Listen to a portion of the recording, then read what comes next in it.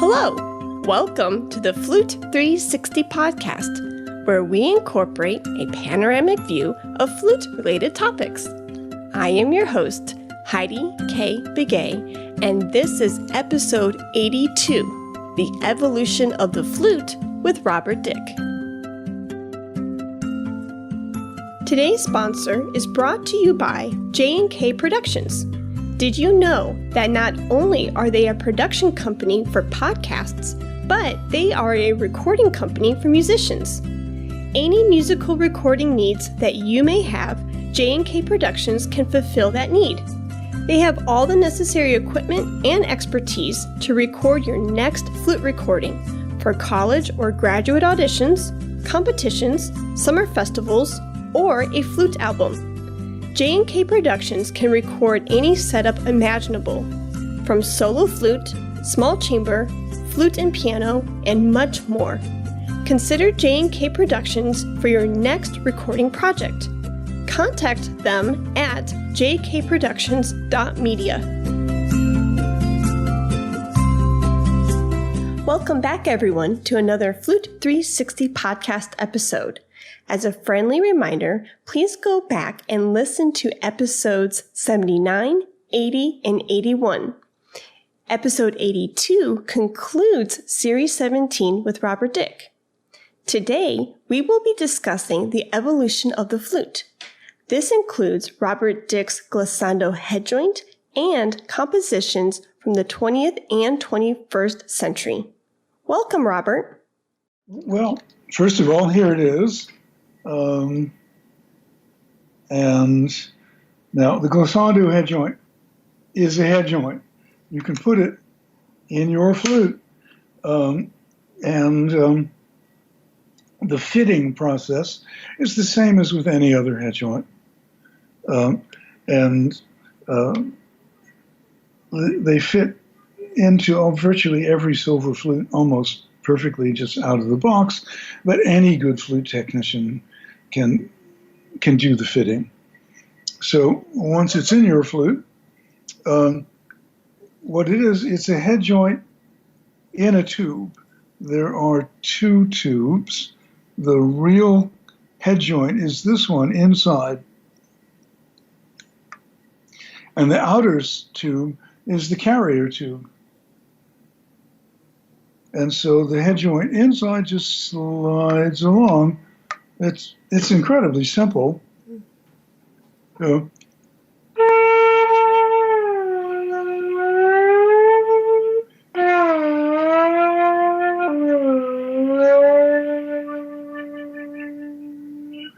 and when the head joint is all the way in, this is home base. Okay. And here, you got a regular flute, you know?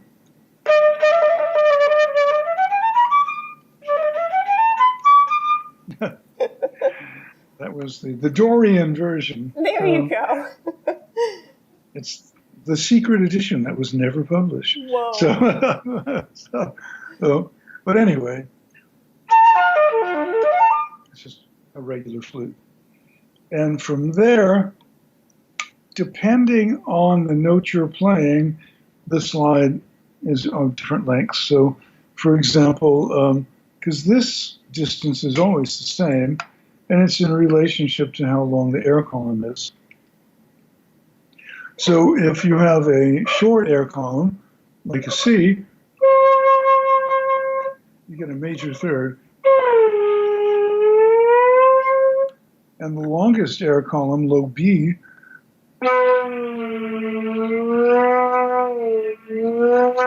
is a major second. And you can, of course, combine those with glissandi with the fingers.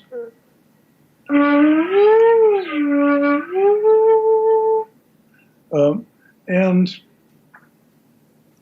so if you, say, wanted to make a downwards glissando, you would start with the flute, the head joint all the way in, on the fingering of what we call the departure note.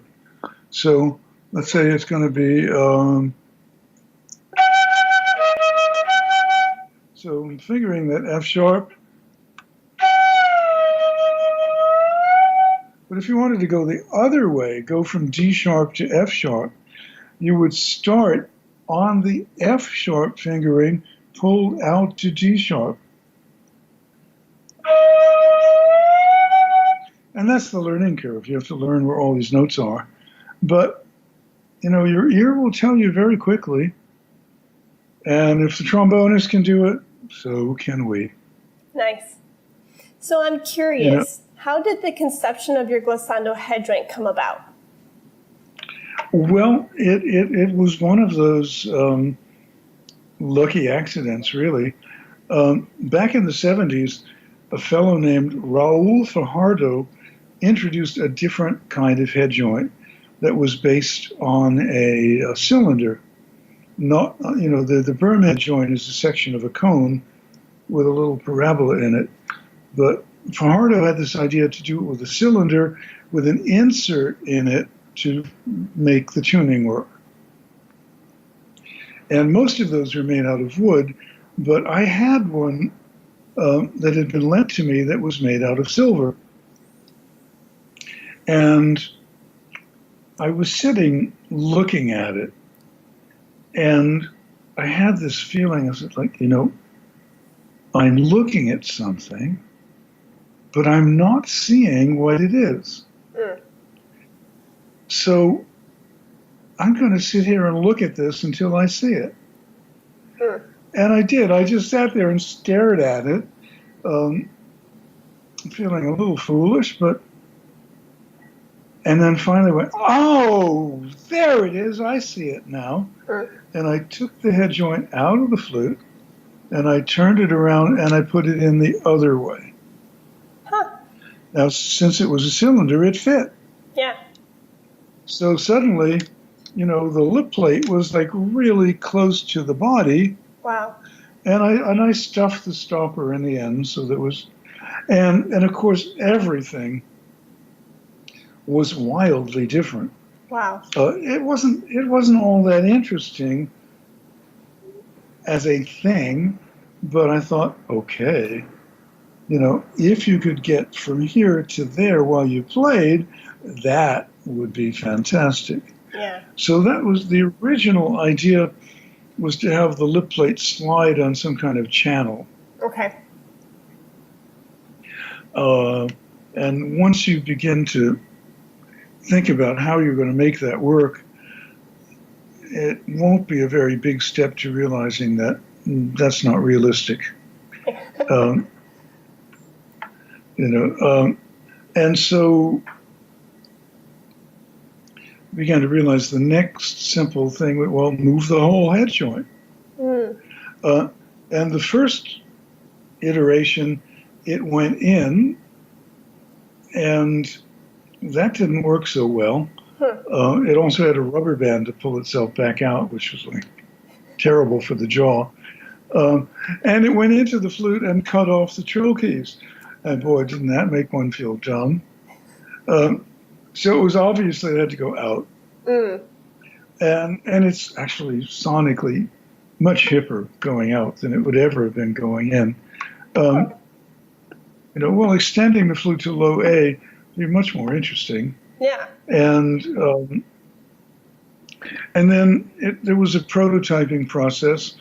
I worked with 3 different flute makers. Kingma made the first prototype in Holland, and then a young guy who I was working with in Switzerland when I was living there, Caspar Bechy, made about the next 5. And then Bickford Brennan said, could I work on this? And it was like, my dream came true. Yeah. And so this amazingly elegant, fantastic design was contributed by Bick. And he is truly the wizard of flute making. And so if you're listening, Vic, thank you again and again and again. You know, you've changed my life many times, and you've changed music. So, nice. And so that's kind of how it came about. And of course, the most obvious musical inspiration was the electric guitar's Whammy Bar. Yeah. You know, Yeah.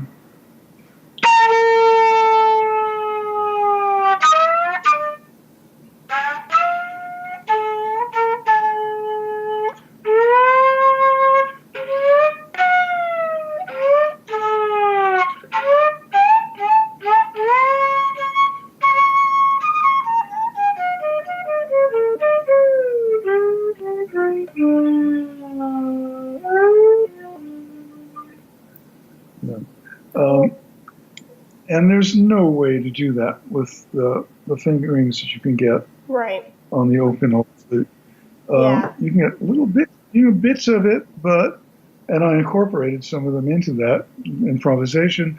But the idea that you can slide from any note or slide to any note from somewhere is a real changer.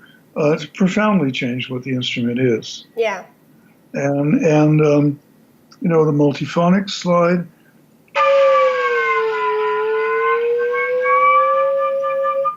That's a completely new sound in flute tone. You know.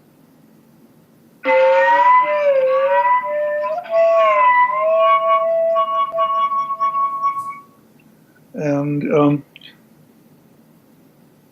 it's opened up whole new worlds. And needless to say, just when you think, well, I've kind of got this flute sort of under control, kaboom! There's a billion more things to practice. Yeah. So from conception to production, what was that time frame like? Oh, that was long. Conception was 1978. Okay. And it remained in my head as a thought experiment for over a decade. Wow. The first prototype was 1992, and production began in 2003. Wow. How neat. Yeah, so one of the things I would recommend to anybody who's got an idea, stay with it. Yes. There may be stones in the road, and there sure were. Bickford was working on the Glissando Headjoint. Then the Korean financial crisis happened, and he had no time for the Glissando Headjoint. He had to save his company. Right. So things happen. Yeah, yeah. And that's a really good point. I wanted to bring up your great invention because just to highlight, we already know you as a flutist and as an educator and a performer, and here you are inventing and adding something to our flute world, and just the mindset of what you just said, sticking with something from, beginning to end, and it might take longer than anticipated, but that's okay. Well, few things don't. Yeah. But anyway, as a student, I got the received knowledge. The flute is this kind of sacred thing, unchangeable, it's perfected. Well, if it was perfected, how come the C sharp was so sharp? True. And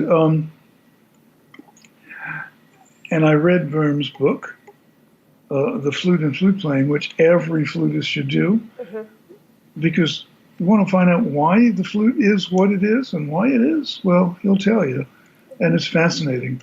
And again, it will deepen your musical understanding. I think it's a mistake to say, look, I don't need to know anything. I'll just play it. Mm-hmm. Yeah. There's nothing you don't need to know. Yeah. And all those people out there thinking they don't need to know anything, there are other people buying and selling you. Politically and commercially. Good point. Okay? If you're not aware, someone is taking advantage of you, whether you know it or not. Yeah. And you're going to feel it. Yeah. In your bank account. And in your life. So there's nothing that you don't need to know. I mean, and I'm not saying that I know everything. Heaven knows I don't. But but I'm curious about everything. And because of that, I've been able to make connections that other people don't. I see. Yeah. And, there are lessons all around us in life. Yeah. And, for example, there was a time when I was working on bending notes. It's very usable. Cool sound. It's used in a lot of music. Music that tends to sound Japanesey.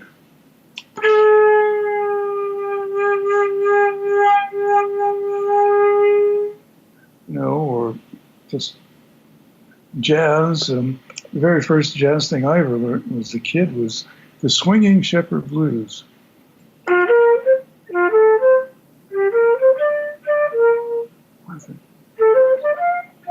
Maybe it starts there. If Bill McMurray is watching you going, Robert, shame on you. How could you not know the Swingin Shepard Blues?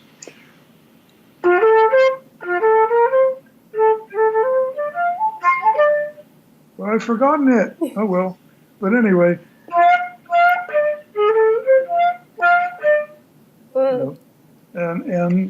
And it's the first thing you heard from jazz flute players, just a little.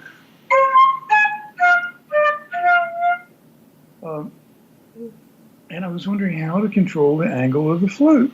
And by chance, there was a movie called The Hustler on TV, which is about pool players. Okay. And there was this little shot of Jackie Gleason spinning a pool cue in his hand. Yeah. And it turned into a flute. That's it! On the right thumb. Wow. And that it is the best way to control the angle of the flute. Okay. That's bending your thumb. Yeah. That's really neat because I did a Flute 360 series on inventors and their inventions. And one of my episodes was with Mark Dooley, the inventor of the Wind Defender. And it was just a normal day in the pool with his daughter. And he was trying to find a contraption to help clip on his Wind Defender to the flute head joint well. And he couldn't not, for the life of him, figure it out. But one day in the pool with his daughter said, hey, Daddy, clip back my bangs with my clip. And it was this butterfly clip. And the way it was designed, he goes, aha, that's it. Yeah. Yeah. Yeah. It's all around you if you're looking. Yeah. The thing, loads of other people would have put the hair clip in and never made the connection. Yeah. That's really neat. And so, as I got to know flute makers, I realized, believe me, these are not the guardians of Mount Olympus. They're a bunch of regular people. And like anyone else, most of them are really likable, cool people, and there are a couple of grouches. But I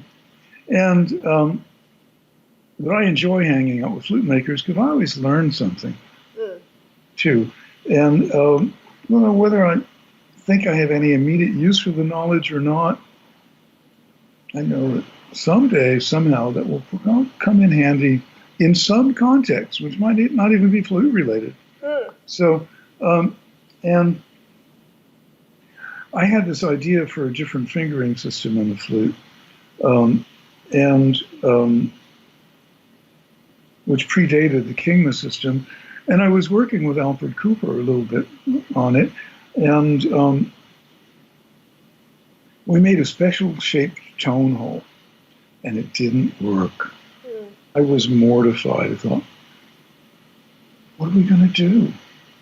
And Albert, in his Cockney accent, said, well, knock it off and put on another one.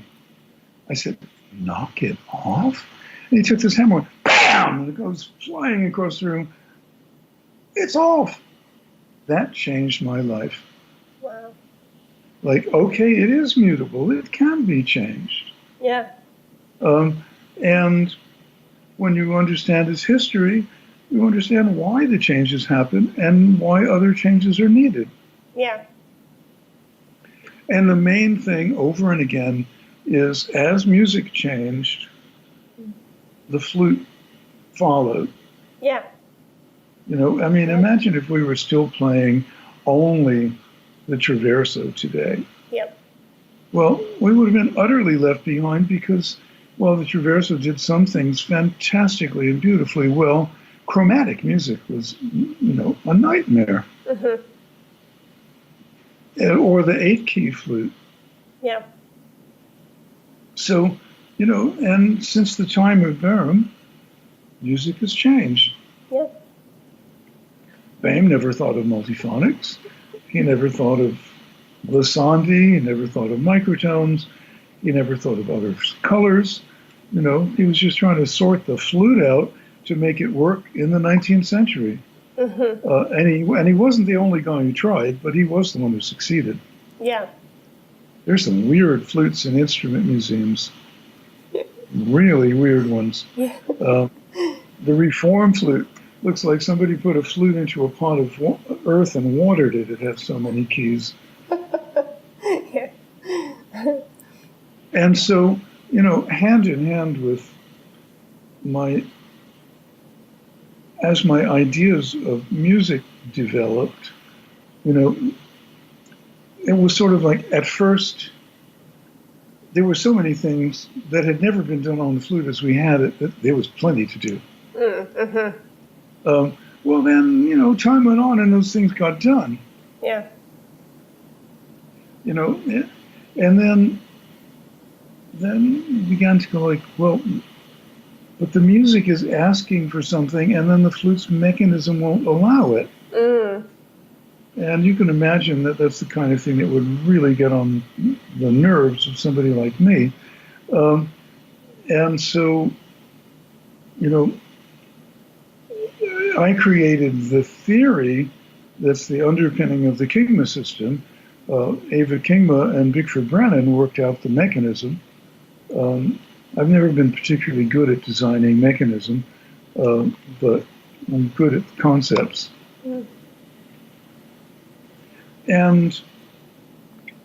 And so, you know, it's just the idea that if there's something that you feel you need, you can work towards that and make it happen. Nice. And people will help. I would never be where I am today in any part of my life without the help that I've received. That's been given so freely and so generously by so many people. Mm. And, you know, people who helped, you know, support my music, people who, you know, gave me, you know, my first book was published by Oxford University Press. Well, when I was a student at Yale, I did all kinds of jobs, you know, to help pay for things. Mm. And I did a lot of gardening. Mm. That was my favorite of all the different jobs. I mean, I like gardening a lot better than being a janitor, but I was a janitor too. Yeah. And, you know, the plan was whatever you do it really well. I tried to never do a halfway job at anything in my life. And I mean, look, if the gig is cleaning toilets, then they should sparkle, you know. So, yeah. And anyway, I was raking the leaves for this guy, and we took a break, and he was asking me about myself, and I said, you know, I was working on a book on new ways of playing the flute. He said, a book? He says, you know, I'm a writer. Do you know anything about publishing? And I said, no. He goes, oh, well, look, you know, after we finish, you know, we'll go up to my office and I'll show you, you know, contracts and things like that. So you'll be prepared when the time comes. I mean, what a kind. Well, I finished the lawn work and he showed me these contracts. And when Oxford University Press sent me a contract, I understood how to read it. and what it meant, and didn't feel like, oh, I'll just sign anything. Yeah. And in later years, when a publisher ripped me off, I was able to defend myself. And that was a very important thing to do. So, from many, many sides, back when I was in high school, I showed up for a flute lesson, and Henry Zlotnick, who was a very traditional orchestra kind of guy, he said, yesterday I was listening to WNYC, and they had the weirdest flute player I've ever heard in my life. This is very strange music.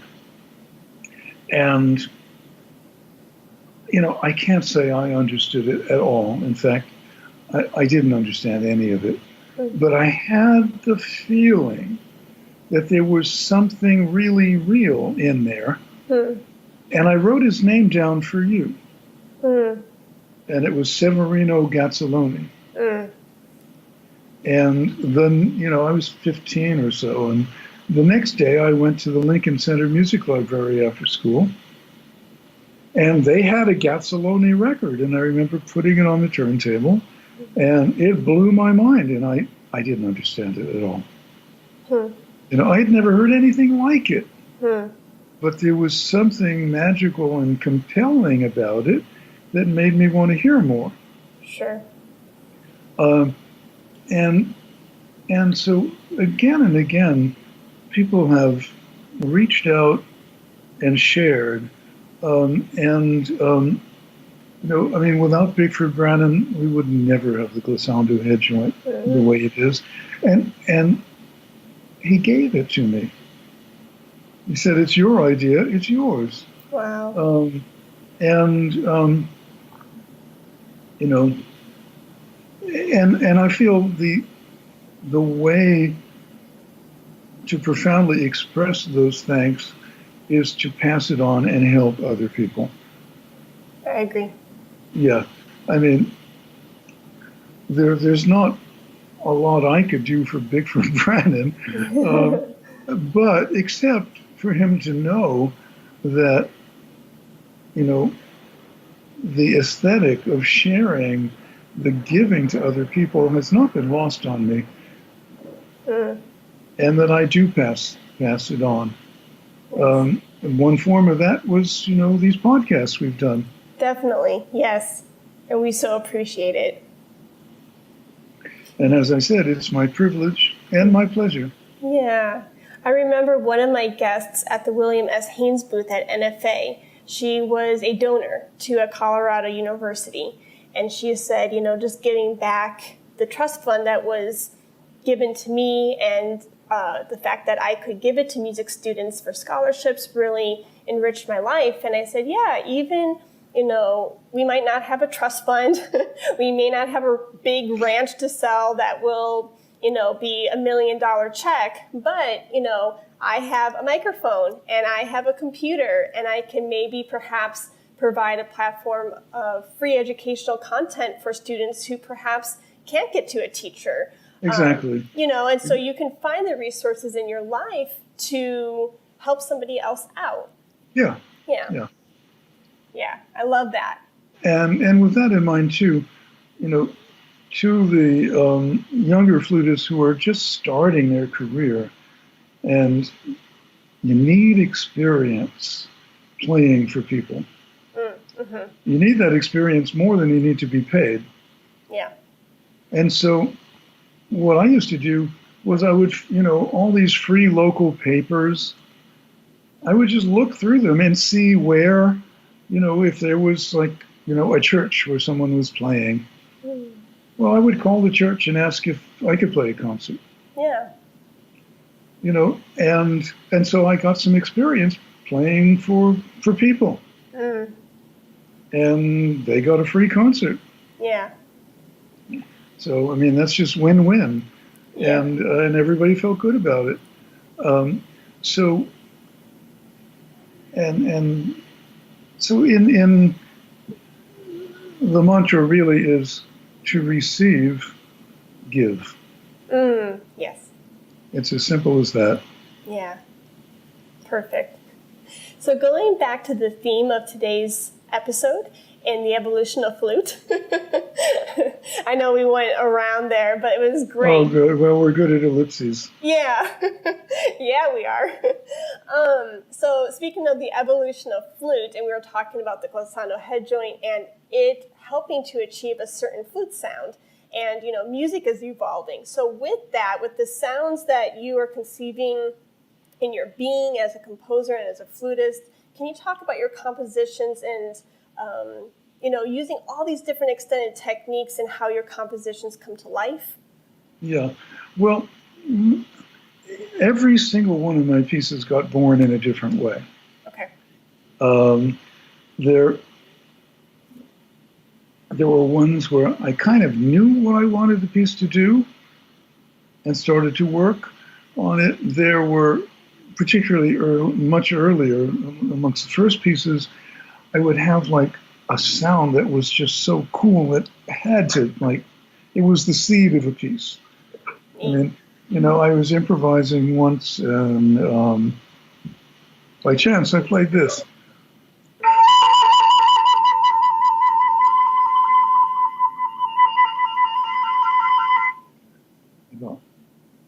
Now that's the beginning of something. Because, listen, it was a trill that changed as I trilled from a trill between two notes to a trill to two colors. It starts out, and it somehow elides seamlessly to,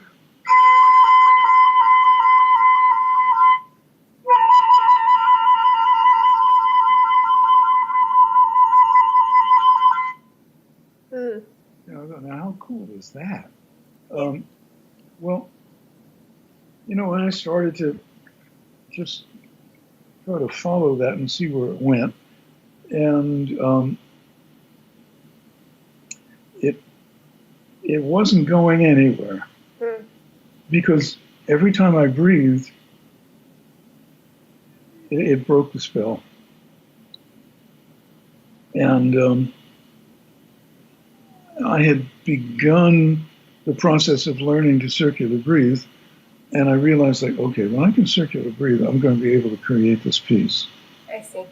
And that's what happened because, the natural phrase length of this music is, of this kind of, the music that comes from this beginning is much longer than, just the regular double lungful of air. So like the opening phrase,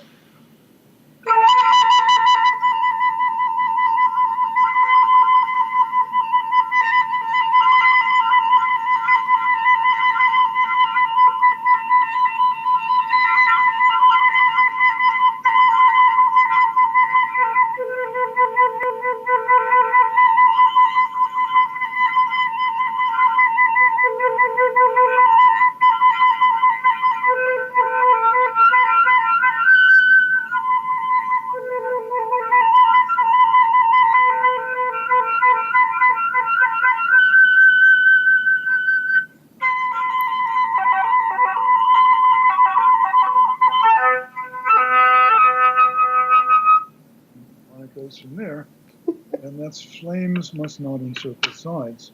Yeah. Which, a number of other flute players have played. I'm not the only one who can do that. Yeah. And it's super exciting when one of my students wants to tackle that. Yeah. The most recent was Victorio Santos Spago, who graduated from NYU last spring, and is now and won an audition for one of the army bands. Nice. So she's going to Japan to play music. Very neat. That's fantastic, isn't it? Yeah. And then Afterlight, which was composed in 1973 when I was 23, is my first good piece. It's the first piece I let out into the world. there are some pieces before Afterlight, but they're really student pieces. And, I saved a couple of them because it's the first appearance of certain ideas that were important, but they should not be played. They're just not good enough. And I've heard people say, but I will play them. I said, well, no, you won't. I'm sorry, but musical vandals will not enter my home. So,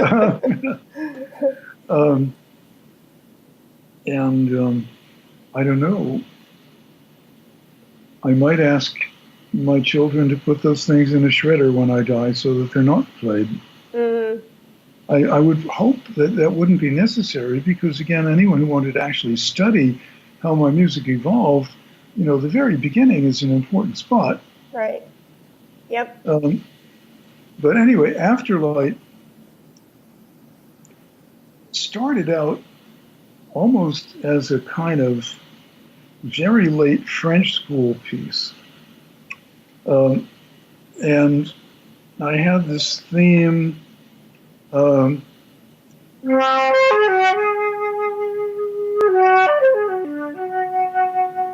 something like that. And it was bugging me. I said, come on, I don't want to rewrite the Barrère Nocturne.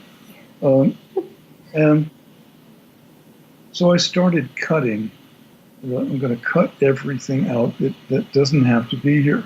And I finally cut it down to 4 irreducible notes. There are no notes you can take away.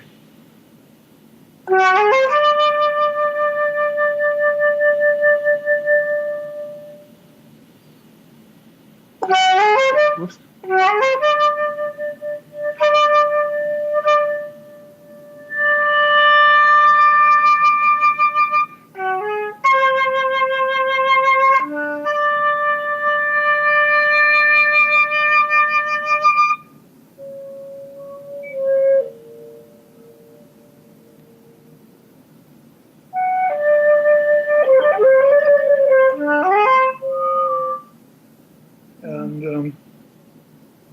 So I wrote that piece when I was working with my composition teacher, Robert Morris. And speaking of people who have given to me, Robert Morris is right up there. So, and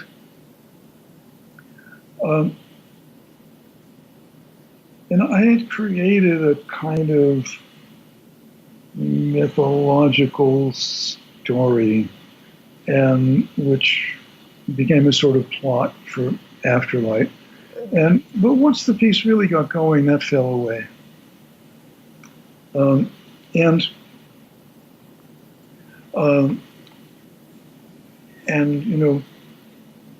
At the premiere of the piece, which happened on a Yale student composers concert on January 23rd, 1973. Well, there are some dates that are important enough to remember. Wow. And my first performance of my first piece is one of them. There you go. Yeah. And when I got to the, Morris said, I looked around the audience and exactly what we thought would work. It's like, did we hear that? And then, yes, you did. There had never been anything really like that before. And then I write slowly. There are often pieces I can just improvise on the spot, but don't ask me to play them twice exactly the same. But the things that go on paper are written slowly and worked and reworked and reworked, and they're not done until they're done. And I take much more time. And, not that anyone asks me, but I feel that some of my flutist composer colleagues would benefit from slowing down. Writing less, but writing deeper. I see. I hear pieces where I feel like, well, that could be really great, but it's about 3 drafts away. Or, just one more, and that would have really been special. When do you know how to put a bow on it, though? Like, just say it. The music will tell you. Okay. And sometimes you think it's told you, and then you go, no. Yeah. So, for example, one of my more recent pieces is called Air is the Heaviest Metal. And it's a speed metal piece for solo flute. And it's constructed using the same kind of compositional design that Metallica uses. Okay. Well, when it comes to metal, Metallica would know. Yeah. And, those guys are great musicians. They really are. And they've been successful, bless their hearts. Yeah. And the ending,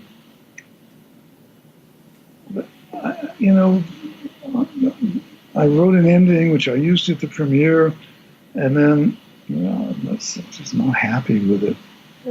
But I changed that ending many times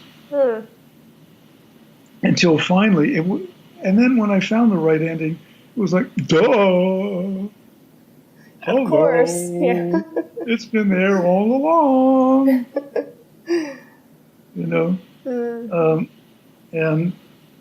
But that's the way things often are. Yeah.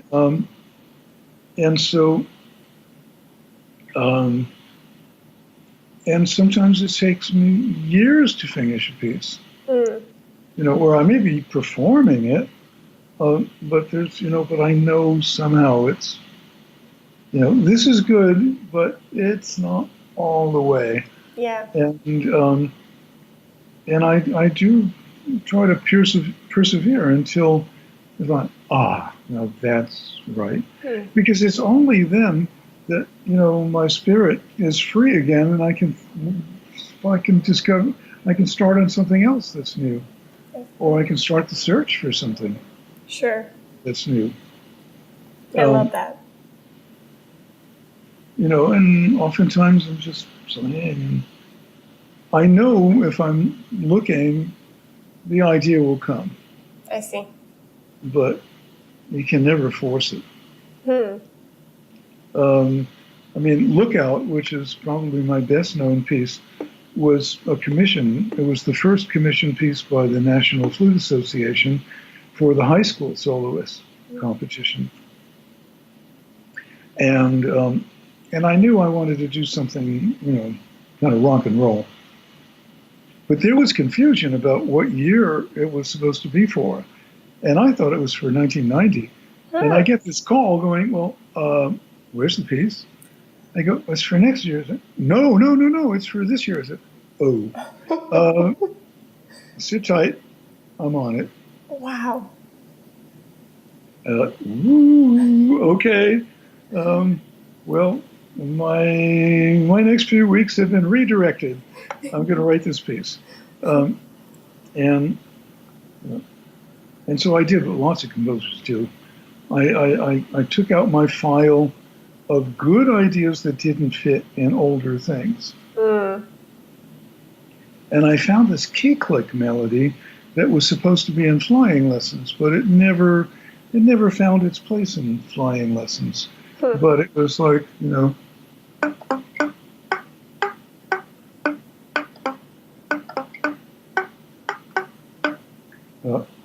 there's my piece.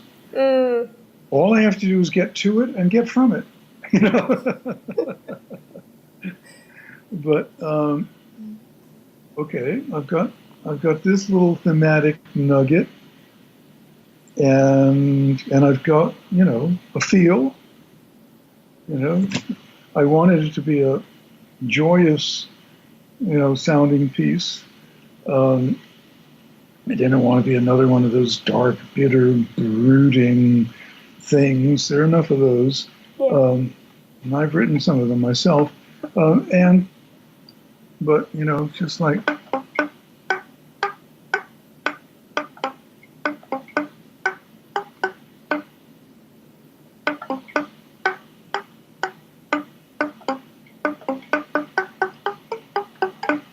you know. Then, okay, see, it instantly doubled its length. Yeah.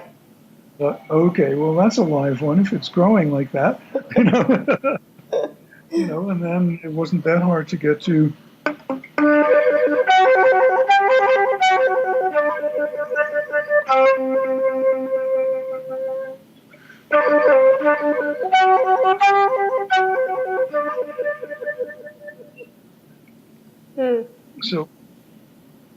So I wrote Lookout in about 2 weeks, and that was all day. But for me, that was very fast. Yeah. I know people who write a piece in a day, but you know, that's not me. Yeah. And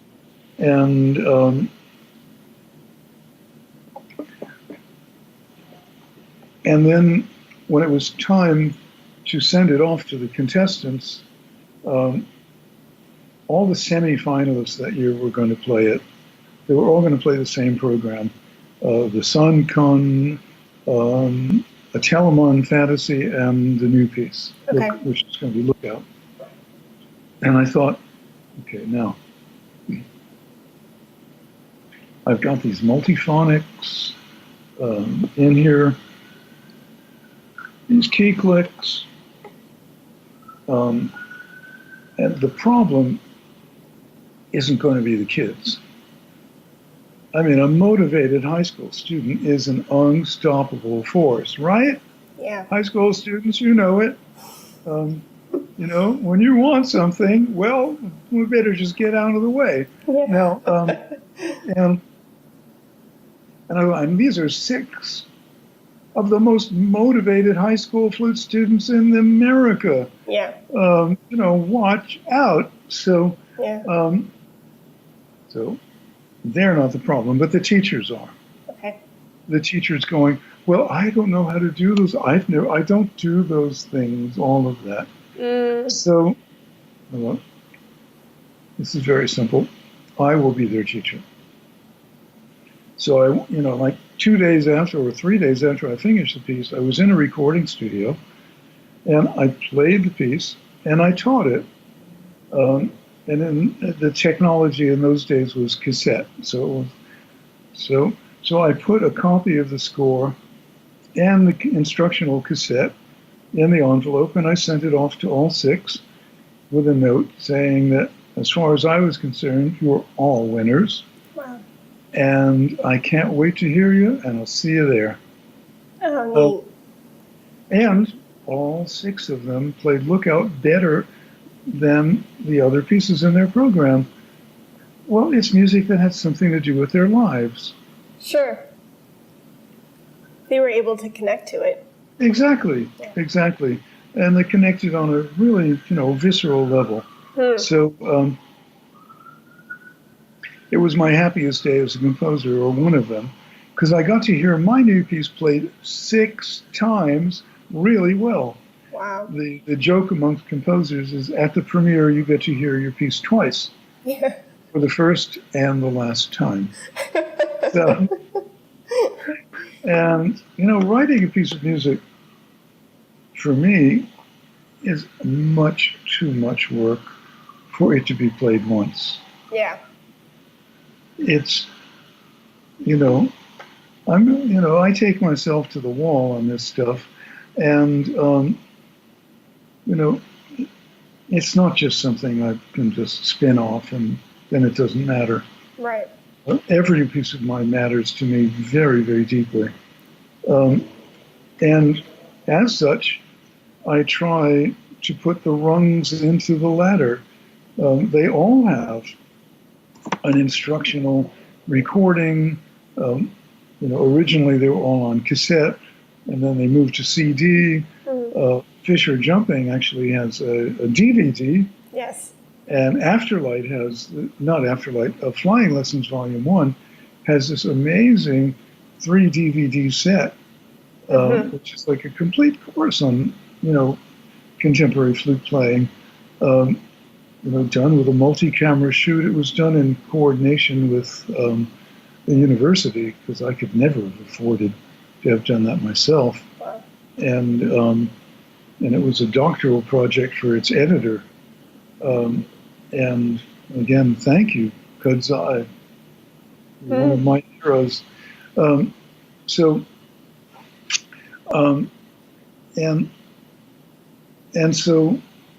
because prior to that, I mean, part of the reason that new music was such a specialized thing was that, the entry level was virtuoso. I mean, you really had to already know a huge amount of stuff. And only a very few very highly motivated people did that. And even then, it often sounded terrible. Because, again, the underpinning principles of how these sonorities work weren't really there. Sure. So there was an awful lot of shrinky flute, and it's been done. It's high up on the list of sounds no one wants to hear. Yeah. Yeah. So I know that this is a very vague and blanketed statement or question, but when a student or a flutist of any level approaches one of your pieces, is there any advice that you would like to offer them? I know I'm not specifying a specific piece, saying like, flying lessons or... But, no, it's true for them all. Yeah. Number one, do not listen to other flutist recordings of that piece, including mine. Okay? Your first dialogue has got to be between you and the music directly, not triangulated through the interpretation of flutist X, Y, or Z. Even if they're good. And, a lot of flutists or students are non-discriminate. I said, well, who did you listen to? I don't know. I said, you don't know? What was on YouTube? I said, well, but anybody can be on YouTube. It could be someone totally great or someone's, incompetent. Yeah. And there are some pretty bad versions of my music on YouTube. There are also some pretty good ones. Yeah. I've embarked on doing a series of videos of all my pieces so that, people can actually hear how they go. But seeing, what you can get from the music itself. Getting my instructional material would be a very smart move. Yep. It really is. I mean, for $10.95 or $12.95, whatever these CDs cost, I mean,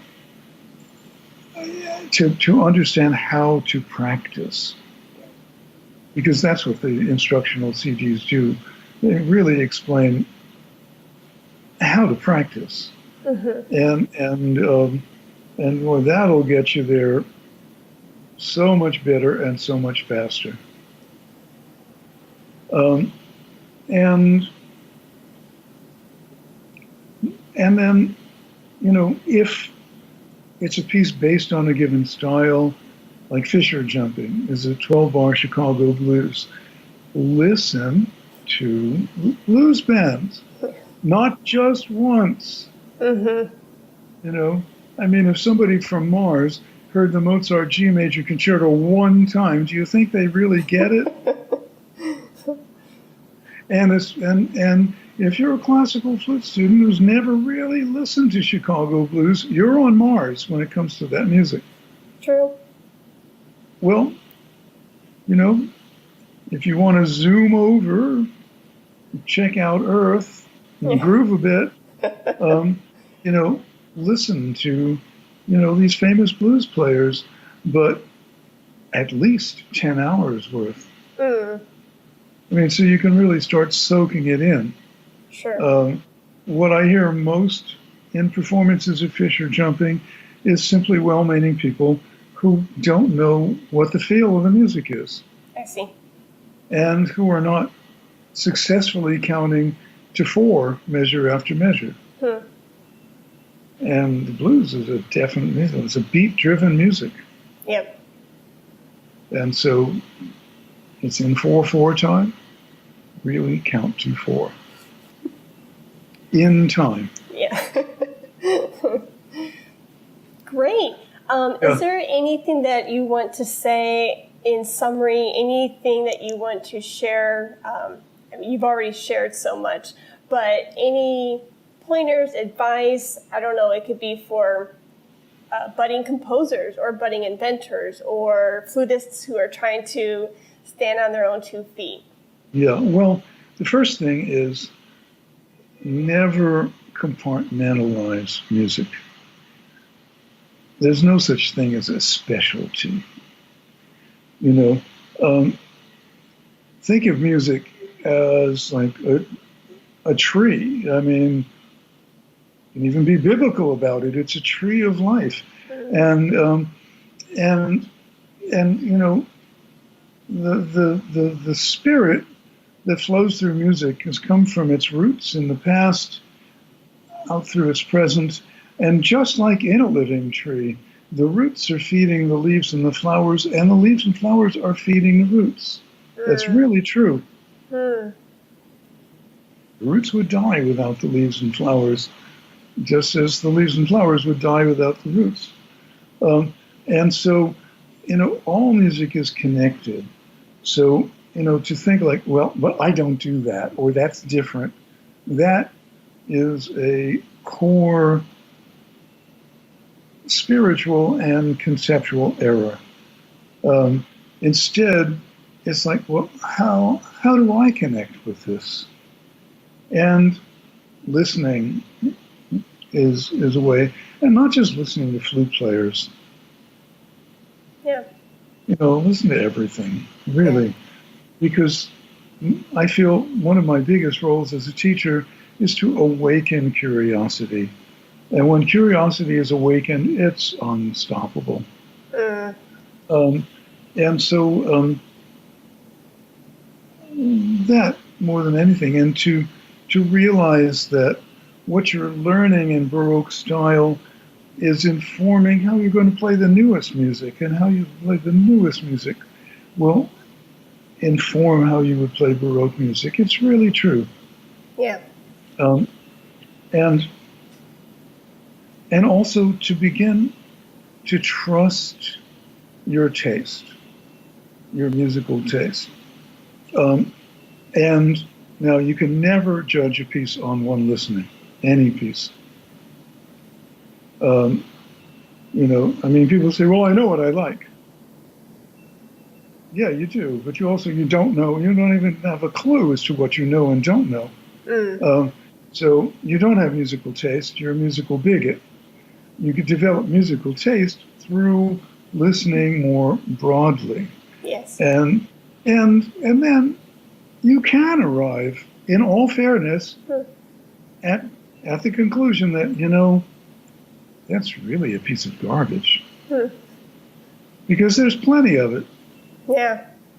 Masterpieces are called masterpieces because they're so rare. And it's not a good piece of music just because it's got a big flute part. Yeah. It might be, but not because of that. Right. And it's not a good piece of music just because it's fun to play. Georges Barrère said, there's music that can be satisfying to play in a kind of, athletic way. But we should be very careful to keep our mediocrities off of the concert stage. Because that's a sure way to turn people away from us and the flute. And so, William Kincaid, on the other hand, would say things like, if you want to be a critic, get a typewriter.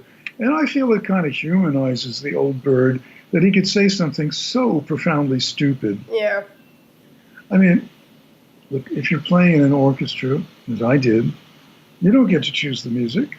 And there are times you open the folder and go like, oh, no. Oh, for heaven's sake, this is awful. Well, you know that, but you're still going to play it as the best you can. But you don't try to convince yourself it's a masterpiece. You know it's a piece of garbage, and you're going to serve it up with a high polish. Mm. You know, you're going to play it as absolutely as best you can, because as a matter of self-pride, you know, and as a professional. Mm-hmm. But you got to know it's a piece of junk. Yeah. And so that you can tell the difference between that and something that really is great. Mm-hmm. And I feel many flutists can't. I see. And I feel many flutists don't. And they just feel like that's not my role. It is your role. Mm-hmm. From the time you're a little kid, if you're 8 years old, and you think something is stupid, don't let anybody talk you out of it unless they can explain to you and you can really understand why it isn't stupid. Yeah. That maybe you just got a first impression that wasn't so hip. Yeah. Yeah, so many great gold nuggets in that answer. Thank you. Yeah, you're welcome. And you mentioned someone sent in a question? Yes. Through Instagram, a Flute 360 listener, Denissa from Pittsburgh, Kansas, has a question for you. And that is, how important is your visibility in social media, especially nowadays that the mantra in academia, publish or perish, has been somehow replaced by upload or perish? Well, there's an awful lot of truth in that. I always thought it was download or die, but upload or perish is really true.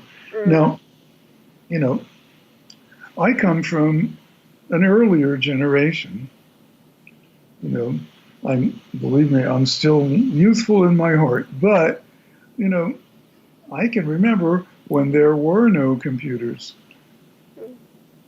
There was a time when neither I nor anyone else had ever heard the word internet. Yeah. Online referred to a fish that you had caught or catching. So I got a fish online, really. Yeah. So, but you know, the only constant in life is change. And we are where we are now. Tune in 5 years, things will be different. Tune in 10, they'll be different. How will they be different? I'm sure there are futurists busy thinking about that. You know, my friend Jaron Lanier is one of them. I mean, because he's busy really thinking about the future. But all we know for sure, and we know there will be change. So right now, whether one's comfortable with it or not, an online presence is an absolute necessity.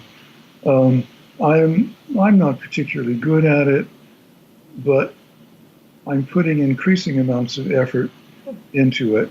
I mean, I do this summer course every year, and all the old methods of promoting that aren't working anymore. Yep.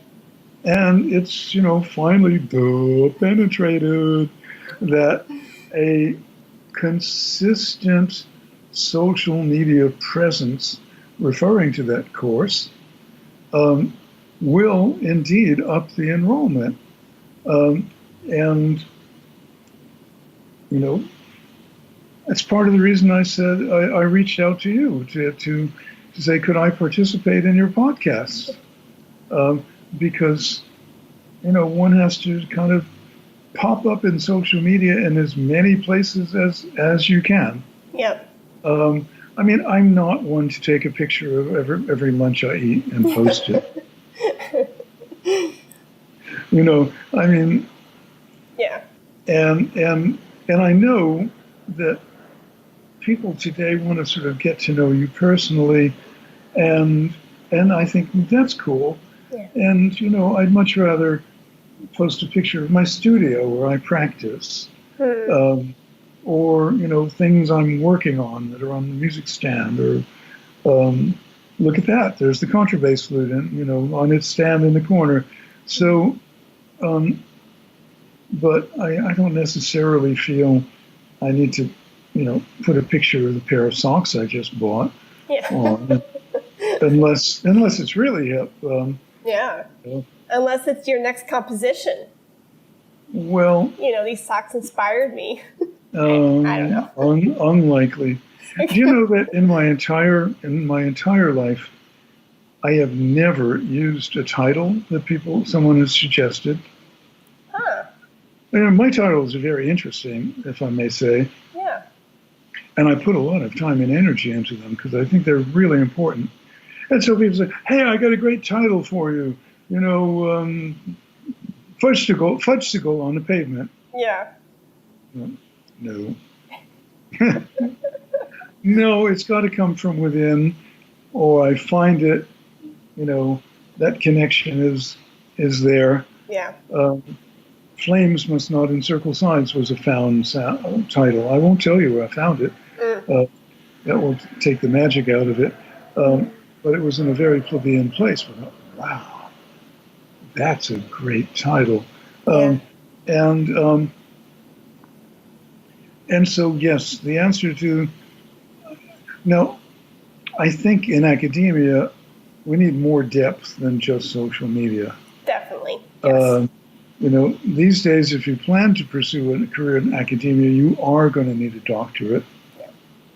I know it's been held against me in job searches that I don't have a doctorate. I mean, people have written doctorates on my stuff, but it's really true. There are at least half a dozen. Oh, I believe it.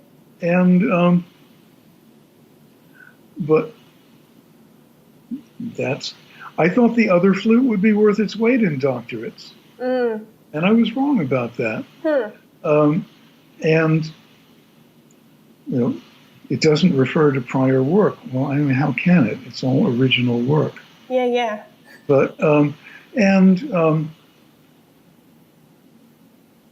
so I think both. Okay. You are going to actually have to publish, because if you don't, you will perish. But on the other hand, if you want anybody to really know that you're out there and that you have something to offer, you're going to have to give like crazy on social media. Yeah, I agree. And in the last segment of the show, I do a portion called Picks. And I will list off, I'm not going to comment on my picks, but I'm just going to list off my 5 picks for today.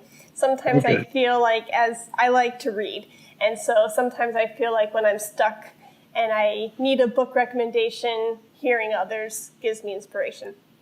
I have a few Audible suggestions.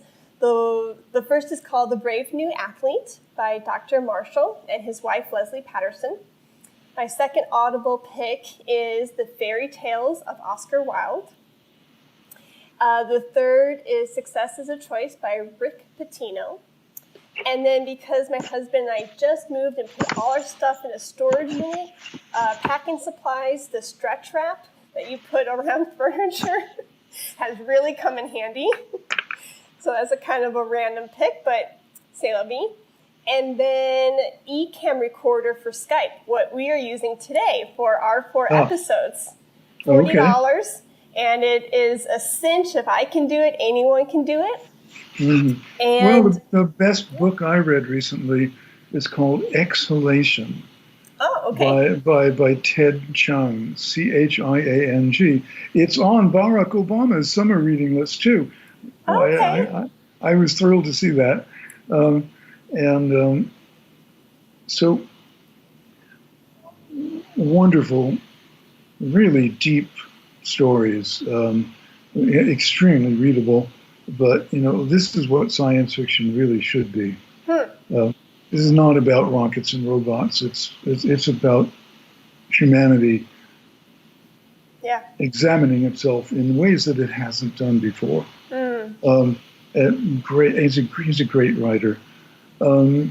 Then David Mitchell's Cloud Atlas was one of the best novels I've ever read. And that led me to other works of his. David Mitchell's Number 9 Dream is fantastic, ghost written, and also Black Swan Dream. And the central character in Black Swan Dream is like a 13-year-old nerd. And it's very, if you're a grown-up, it's very hard to write in the voice of a 13-year-old nerd and be totally believable. And I'll bet 13-year-olds who read it would go, yeah, the guy's actually got it. Yeah. And so, I'm a tennis fan, and I'm watching the U.S. Open. Nice. And I'm rooting hard for Serena. I really hope she finally makes that 24th major title. I really do. Yeah. It's a nail biter, but I'm really rooting for her. I'm rooting for Rafa Nadal. Although Novak, I'm coming to like Novak Djokovic as a person more and more.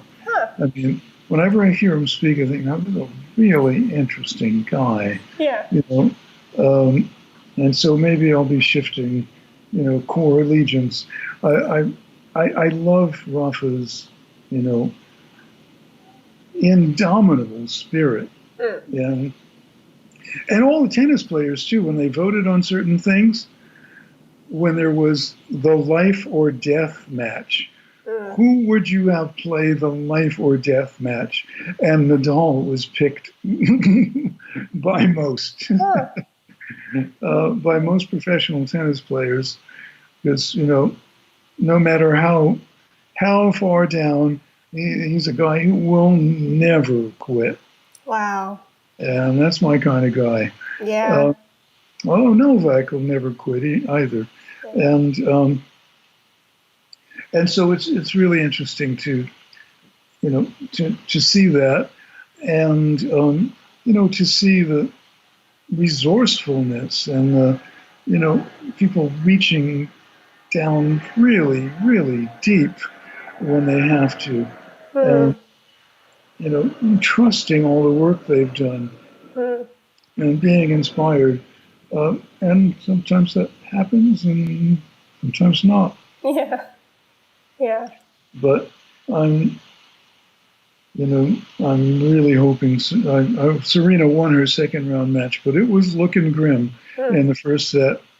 Yeah. And she found it. So on to the third round. There's 7 rounds. It's a long way to go.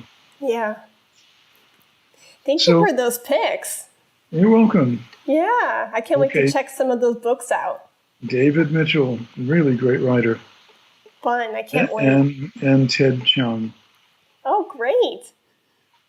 Okay. Well, thank you, Robert. My pleasure. And, if you have questions, students out there, whatever, you can reach me at robert@robertdick.net. That's easy enough, robert@robertdick.net. And I'm on Facebook, and you can find me there easily enough. And I'd be delighted to hear from you. Oh, that's so kind of you. I will definitely put links in the show notes so that way people can just click and be on their way to locate you that much easier. Okay, super. Okay, thanks everyone. Thank you, Robert. It was a pleasure to be here. Okay, bye-bye. Bye-bye. Today's sponsor is brought to you by J&K Productions. Did you know that not only are they a production company for podcasts, but they are a recording company for musicians? Any musical recording needs that you may have, J&K Productions can fulfill that need. They have all the necessary equipment and expertise to record your next flute recording for college or graduate auditions, competitions, summer festivals, or a flute album. J&K Productions can record any setup imaginable, from solo flute, small chamber, flute and piano, and much more.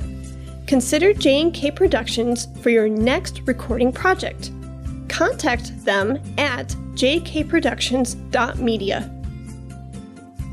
Thank you for listening to the Flute 360 podcast. For more information, please visit HeidiKBegay.com. And if you enjoyed today's episode, please rate and review in the iTunes store. Let's talk about flute.